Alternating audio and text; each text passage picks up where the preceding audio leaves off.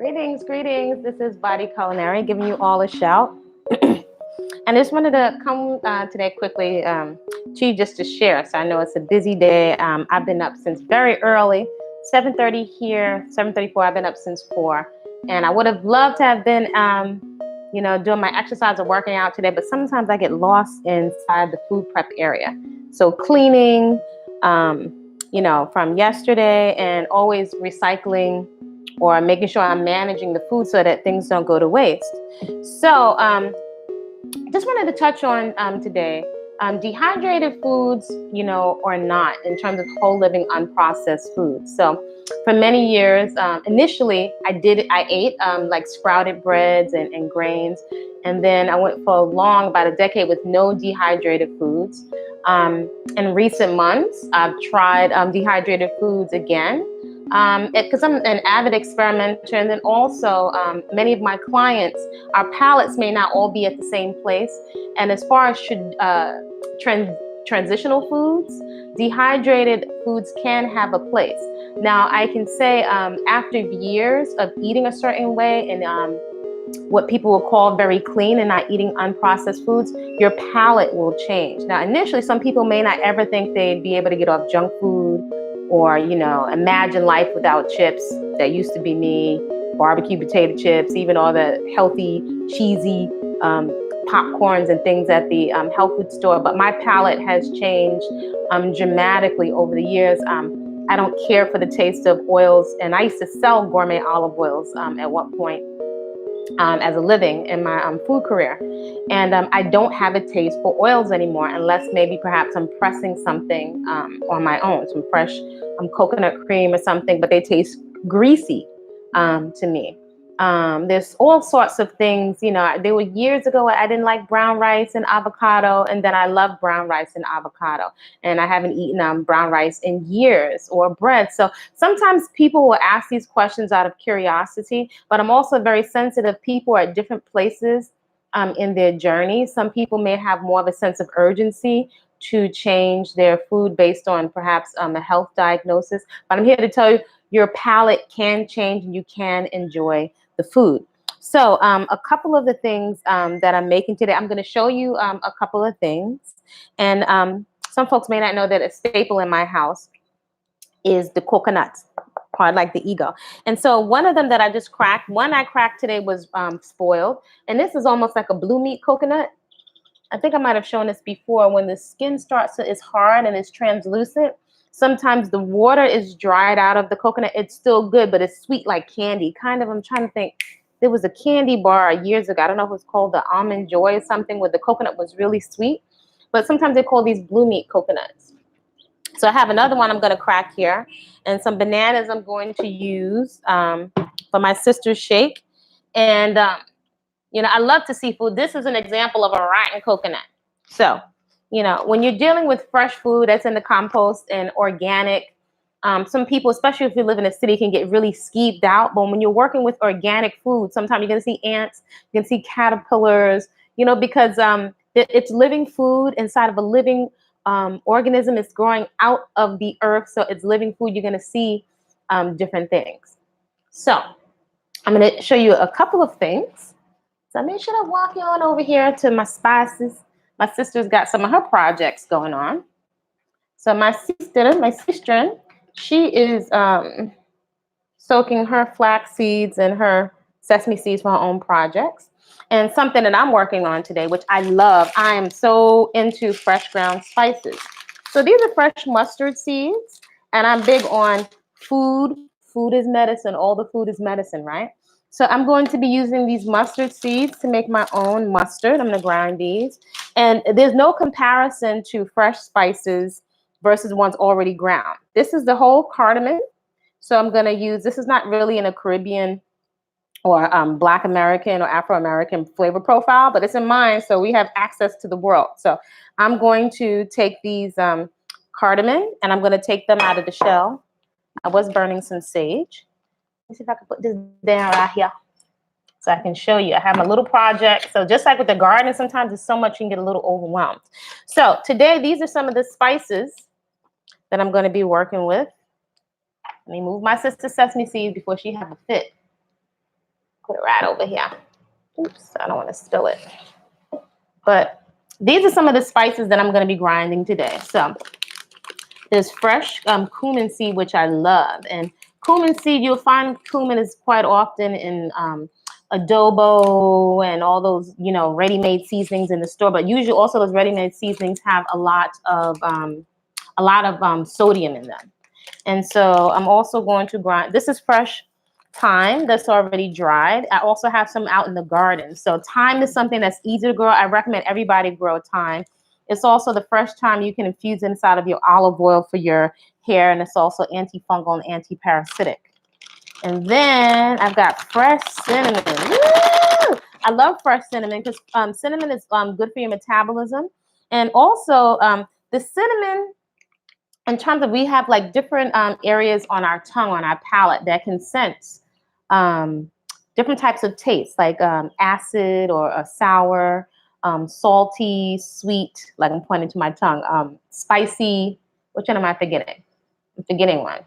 Salty, sweet, acidic. Did I say hot? There's about 5 tastes on the tongue. Cinnamon can make you feel like, or make you like, it accentuates like a sweetness. So sometimes you think you're getting something sweet, but it's not sweet. Cinnamon, cinnamon, you like cinnamon? Yeah, cinnamon is like, I use this for all types of homemade chai. Like a lot of the things that you like, the foods out in the street, like what I have some of my clients do, right? Especially if they have families, it's put like either erase boards or colorful papers. It's a little tip. And with a little string, and either a crayon or a little marker. And when you go out and you have something that you really enjoy, to write it down. And also when you make a healthy recipe that everybody really enjoys, to write it down. Because then, and I've done this with my son over the years, you can replicate that recipe on your own. And I like to say, we're going to make it better at our house, right? So you miss unami. I missed unami. I'm not familiar. Are you talking about sour unami, the Japanese spice?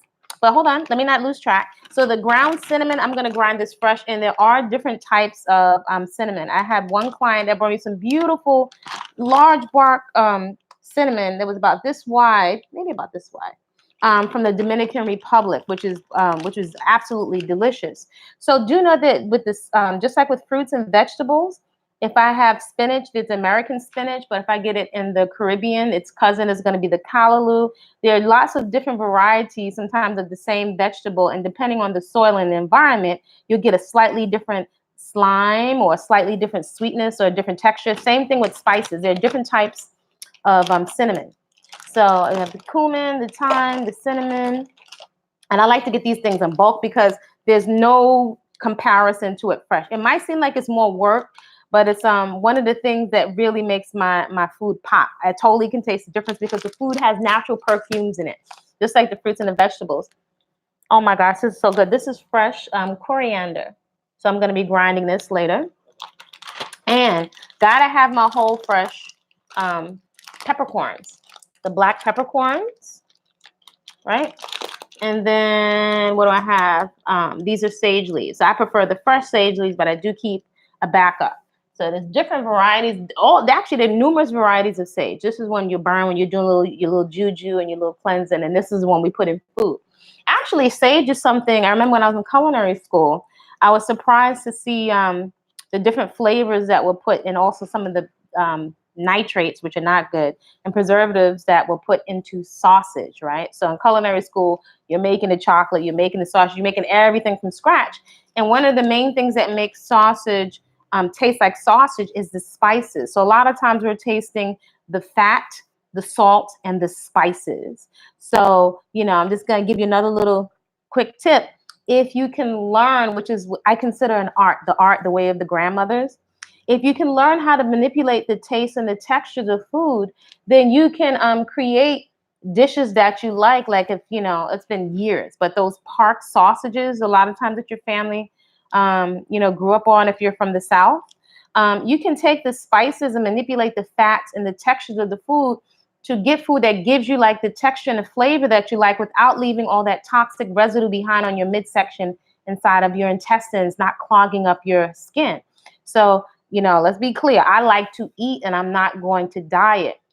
However, the other foods that I used to eat years ago, they left me feeling clogged. My skin was looking like the sidewalk, and I gained weight very easily. There's a history of diabetes, morbid obesity in my family, and both sides of my family can burn, right? So those are some of the spices that I'm going to be grinding fresh. So I've got several projects I'm working on, so I'm gonna move those to the side so that I can work with those. So I'm bringing y'all inside my food prep area. And so down here, I got a stash of coconuts that I got from a local farmer. So sometimes the different levels of sweetness I find. Sometimes these are not as sweet, but I have. So these are the younger coconuts, and these are not Thai coconuts, right? These are not, but those also are young, would be considered a younger coconut, or sometimes they say a jelly coconut. You have some that have the firmer meat inside, and some that have like a jelly meat inside, and then you have those hard, mature coconuts, and then also you have the blue meat coconuts, like I showed you before, that taste like an almond joy, that tastes like candy. So I'm going to grab some of that cardamom, because the cardamom I'm going to put in my cistern in her thing. And I have this love affair with old kitchen tools or traditional kitchen tools, mortars and pestles. Like I have several mortars and pestles. Why? I'm just, for some reason, it's in my DNA. I'm just attracted to the stuff you do by hand. And then also I have to say, it's my grandma Lou. I'm telling you, her food tastes so delicious. I said, Grandma, ain't you gonna use the blended food process? She said, no, child. She started chuckling and she just do a dash of this and this and that. Her food tastes better. And you know, I've got a Vitamix and I'll use the Vitamix, and I have juicers. But the things that I do by hand, it makes a tremendous difference in the food. I would say it's the love in the food, the attention, and sometimes you don't want everything pulsed down to like a pulp. But the stuff that you do by hand, it tastes different. And that's also part of what you're paying for when you go to a really fine restaurant. You're paying for the really fresh ingredients, right? Especially when it comes to spices, the produce. For those people that do consume animal flesh, it's the freshness. Also, what they're feeding into the plants, right? Because plants consume also what you're putting into the soil. I can totally taste if the soil has been composted, and I can taste when a couple of farmers, where it tastes like they just keep harvesting and harvesting, and they haven't put anything back. The watermelon will taste like nothing. So your palate, you'll become much more sensitive. Your taste buds will become sensitive. I have to say, I've actually become sensitive to even essential oils and the smell of chemicals. Things I used to like a lot of perfume oils, but now they kind of make me like a little bit queasy. So I'm going to show you one of the spices that I'm going to work with. This is the full cardamom pod. Right, and you'll taste the spot if you like chai. If you like fresh chai, when I've gone to Indian ashrams, they will always have the best chai, and it would taste totally different than what you would find at a Starbucks because it's made fresh. So I'm going to take one of my mortars and pestles over here, and I'm going to take a little knife, and I'm going to open this cardamom up. So these are one of those things people may think that it's time consuming, but I think it's fun. Sometimes you can find one of your little nieces or nephews, and you can have them help you with projects like this, because that's how I learned, sitting down next to my grandma Lou in the kitchen. So all you got to do is open it up just a little. Ooh, oh my gosh, I wish you could smell it. This smells so good, but that's the cardamom seed on the inside, right? So sometimes you only get a little bit. Now, here's the thing. When you open up the spices fresh, so that's the inside of the cardamom. Now, when you use the spices fresh, you'll find that you'll use like a fraction of what you would use if the spices or the herbs have been sitting on the shelf. It's like if you use fresh parsley, you have all the fresh water and the essential oils in it. So it'll be concentrated if it's dry, but you'll use so much more. But the perfume is like off the chain when you're using this fresh. So I'm going to take some of this fresh cardamom, and I'm going to put it down inside of the mortar and pestle. Maybe I'll take two more. And again, I'm just going to take my little knife. And see that little piece right there? I'm gonna open this up. And so I know it's chilly right now in the States. So I'm gonna open this right up into the mortar and pestle. And chai is something that's really nice. Also, if you have fresh nutmeg and cinnamon and spices. And when I make fresh nut milks, ooh, you can make like a nice little latte inside of your Vitamix blender with the milk of your choice. I like my milk I like everything homemade and fresh because I can taste the difference. Plus, I know what's in my food. So, but don't get it twisted. I used to eat a lot of. I came up on meat, and I also ate a lot of processed junk. I was a junk food junkie. So I have. It's not even a lot. So what I'm gonna do is I'm just gonna pound that down.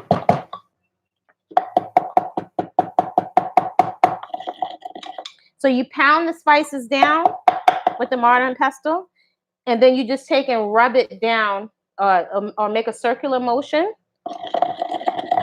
inside of it, and that'll help you pound it. Oh my gosh, it's even more concentrated. And that pulls all of the perfumes out.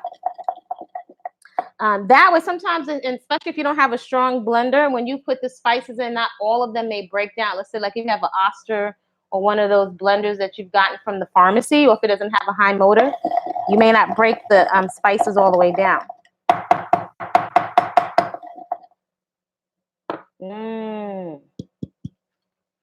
So that's more than enough. And I'm going to put that right inside the blender. Make sure I can get all of that out. All my little spices. I wish I had some fresh vanilla bean, which is also really expensive. So, so usually I like my banana milk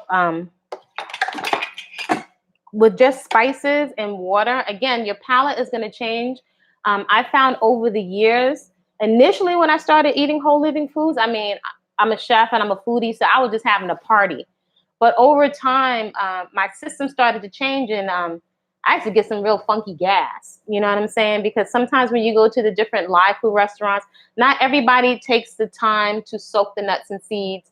And if you would like to try an experiment, let's say like you're working with almonds, right? If you had a pasta with a chunky, if you're trying to replicate a meat sauce, and somebody may choose to use almonds, you have a nice crunch and texture, and you know the fat that makes you enjoy the almonds when you're snacking. You're eating almond after almond after almond. But if you soak and sprout, and which is basically starting to germinate that the almond, and the almond is one of those sprouts, it doesn't grow a tail.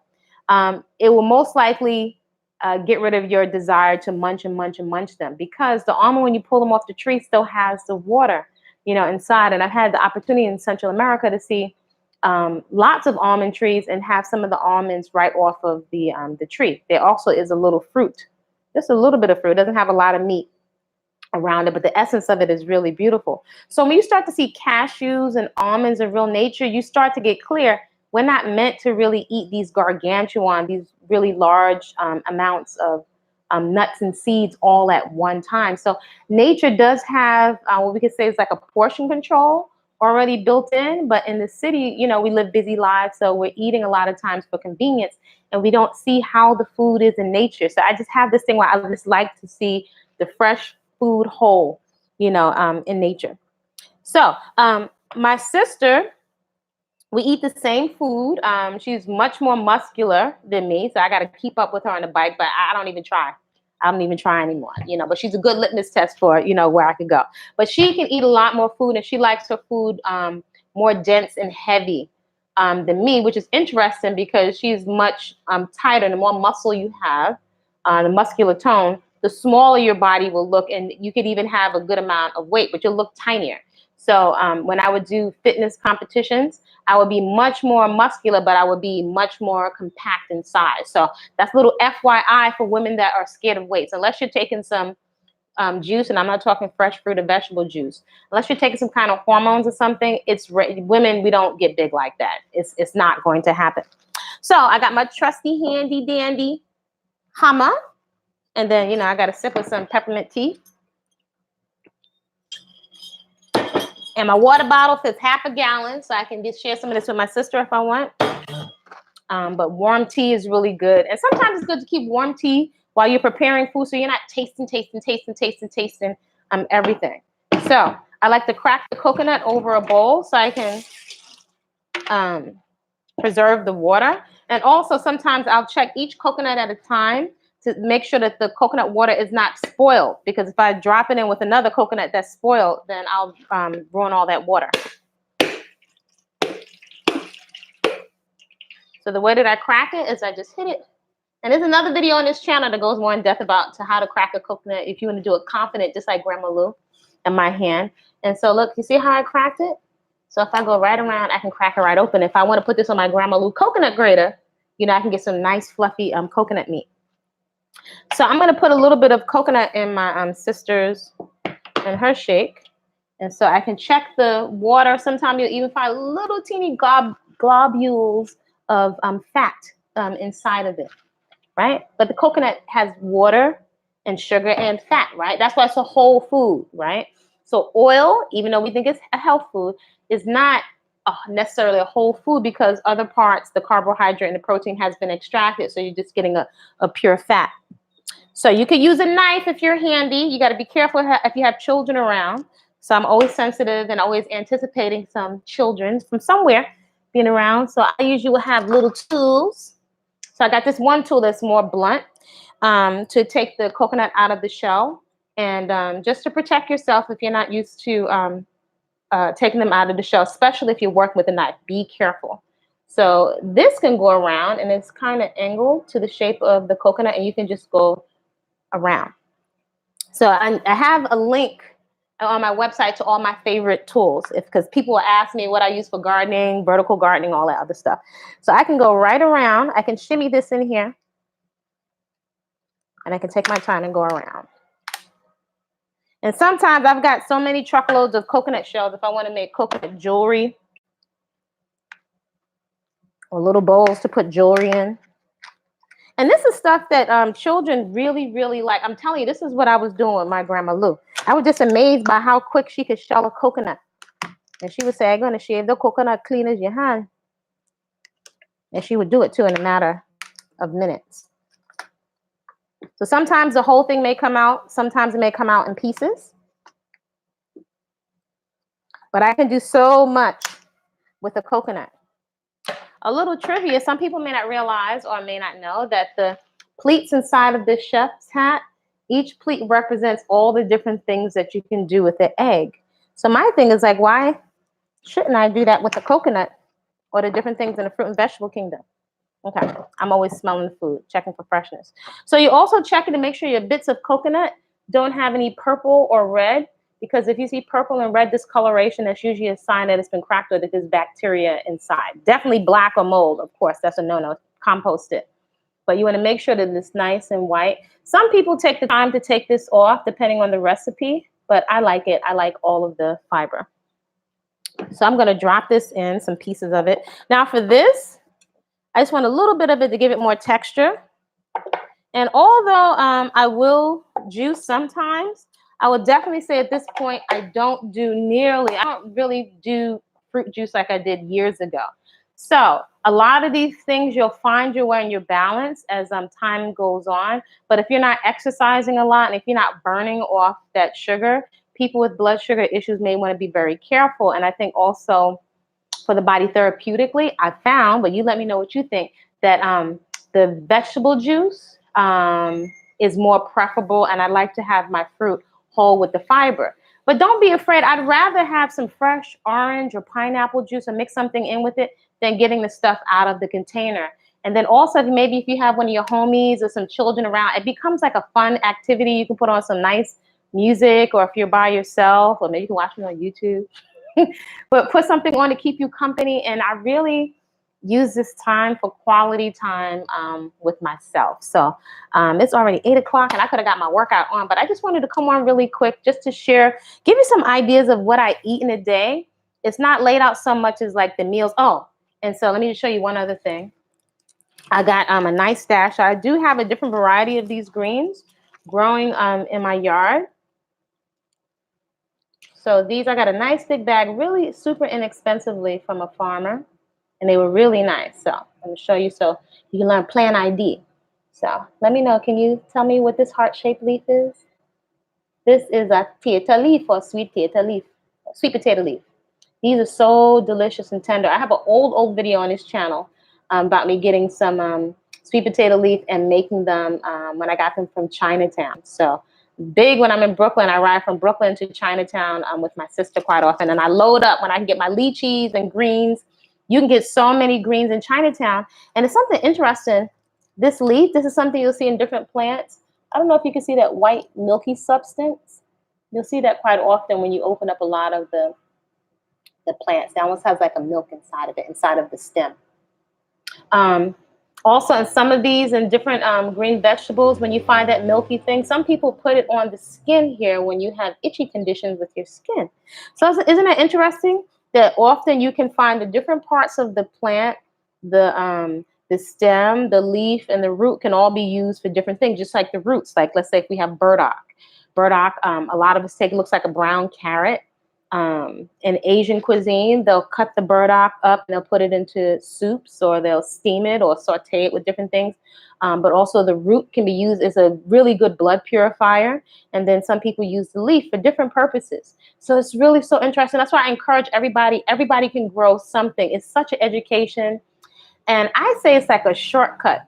It will shorten your learning curve. Like for those people that are looking to, not so much, I don't want to say so much just lose weight. I would say release adipose tissue, right? Fatty weight is the only weight that we want to lose. And the body is very intelligent. It knows how to balance out depending on what you're putting into it, right? It's intelligent. If you don't put junk in, then you don't have to work like a demon to get it off, right? You don't have to just drive yourself crazy to get it off. So it's even amazing to me that I don't consume junk food, that someone was a junk food junkie, but I do eat. And so, okay, before I get off, I just wanted to touch on the dehydrated foods. I think that they do have a place for many people, so that people psychologically can calm down when it comes to, am I going to have flavor? Am I going to have crunch and all these different things? And just stay open to your body will change. So people are usually looking for the entertainment factor, but also to balance that out, do recognize that most of the body is water. And if we're just cramming all these live food pies down with loads and loads of nuts and flax seeds and all of that, even though they're natural, it can be a lot for the body to digest. Now, at least, not unlike meat and animal products, at least you will have a truckload of fiber. So we'll grab onto other stuff that's in your midsection and push, all of that stuff out. So one of the beautiful things with whole living unprocessed foods, and I'll say, if there's any processing, you do the processing yourself between your teeth, your mandolin, your blender, your cutting board. You do the processing, so you know exactly what's going on with your food. So I think I'll give you a quick look inside of my dryer. And a distinction with living foods is that you don't want the food to go up like an oven, right? Because then you're going to kill all the enzymes in the food. So I'll just show you like a couple really quick wraps, right? Because something like a wrap, like I know from my mom or other people, that if you're used to eating heavy foods, these can make like a big difference for someone. So this will come across like a pizza, but it's no flour. It's not a whole bunch of ingredients, but things, the presentation, and if you have something to make little wraps, these things can kind of make people like happy and pleasant, so you don't feel like you're having any kind of deprivation. So I don't crave these things all the time, but when I started, so this is like, I think my 11th year, my second stint as a whole living foodist. And I don't like to get too much into the labels because we have a tendency to ego trip off the labels. Because you're vegan or vegetarian, all these things don't necessarily mean balance. They don't necessarily mean that you're healthy. So I invite people to not just look at the labels, but the labels can make distinctions, right? Because I don't prefer animal products in my food, but I did years ago, right? So everybody can benefit from whole, fresh, living foods. I'd rather food not be something like one more thing to divide us, right? So again, these are wraps. They're very pliable and flexible. I mix all different kinds of recipes, ingredients, and I listen to my folks, right? If I hear, yeah, can I have some more of that? And I'll give somebody a wrap, and my sister, oh, let me put some of our hummus in there, and let me put some avocado in there. So people are happy. They feel like they have options. So that's one of the things. So again, you want to dry these at a low temperature. So if you're just getting started, I do have links like to the dryers that I think are the best dryers. The technology for juicers and for dryers or quote unquote dehydrators are so much better.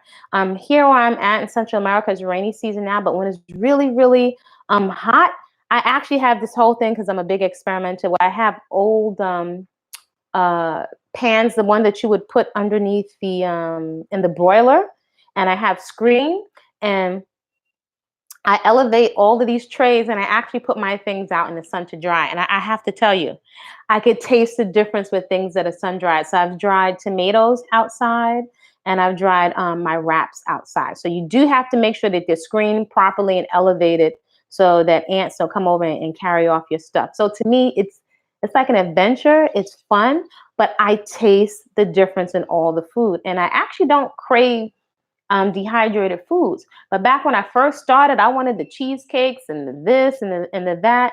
And so I do understand like when people are constantly asking me for recipes, but I also invite people to, which I think is experiential, to explore like that there's gourmet and simplicity. And I'm also big on, and it's something I've experienced, right? When we slow down and notice what's happening in the body, right? I can notice the other day I had something dried and it just felt heavy for my body and to space the food out. So some of us may not even notice if we're digesting the food or if the last meal was digested. That's just as important as having all of these recipes because we bring sometimes, I don't know if I want to say gluttonous. I'm trying to think of another word, but almost a gluttonous mentality, even when it's whole living foods, and has a place that speaks a lot to us not being satiated, us not having enough water, in the food. So hopefully you're understanding where I'm coming from. It's a different way I'm looking at the food and movement. And I like to look at it in a way that paints pictures, that's very visual in how I'm presenting it, in a way that's fun and it's interactive. So you can really relax more into a lifestyle and a discovery process of what you like, and you can feel how your body's responding to the food. So let's see what else I have in here. I do have a couple of vegetable burgers that are in here. And this one just went in. So I made some carrot juice, carrot and cucumber. So if I make a juice, I'll put more cucumber in it. So it's not like just straight sugar carrot juice, right? And cucumber is one of my favorites. Again, as somebody who used to have a whole lot of acne, I really, really love cucumbers. Is one of my favorite things because I like to think of getting the water that's filtered from Mother Nature. So I was just on the phone with a family member who's in the hospital, and she's not vegan or vegetarian. Now I've bought her all of these tools, spent a whole lot of money, but quite often people won't do this if they don't have the support. So it's one of the reasons why I share. Even if my family members don't pick this information up, I'm sure somebody else would. But my family member loves to see these things, and they're always inspired when they can see color and they can say, "Oh, options. Oh, I want to make that. I want to make that."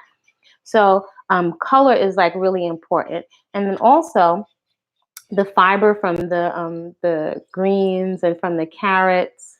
It doesn't go to waste, particularly if you're spending by the pound, which we're paying by the pound, especially if it's organic. So this would be a nice little flatbread with tremendous amounts of fiber and flavor and color that people can be happy and fill it full of even more vegetables. So this is a truckload more vegetables than people are eating like all week. So I got to run because because I got more tasks to do, but I just wanted to come on and share that very quickly with you. Be inspired to create your own personal movement practice and to feed yourself foods for vitality and energy and beauty and mobility and flexibility. So this is Body Culinary. Give the video a thumbs up. If you got some value, share with someone that could use some motivation, subscribe, and hit the notification bell so you'll be notified of whenever I upload a video. And sometimes I'll do live because it's just convenient and I can get it in and I can share with you guys. Create a great day.